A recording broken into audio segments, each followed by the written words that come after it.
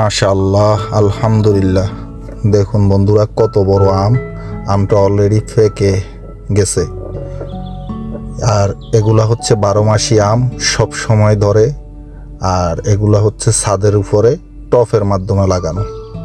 আসলে আপনারা দেখলে বুঝতে পারবেন যে কত সুন্দর ছাদের উপরে কত ফলমূল। ওই যে দেখা যাচ্ছে জাম্বুরা, তারপরে দেখুন আম আরও দেখা যাচ্ছে, নিচের দিকে খেয়াল করলে দেখা যায়।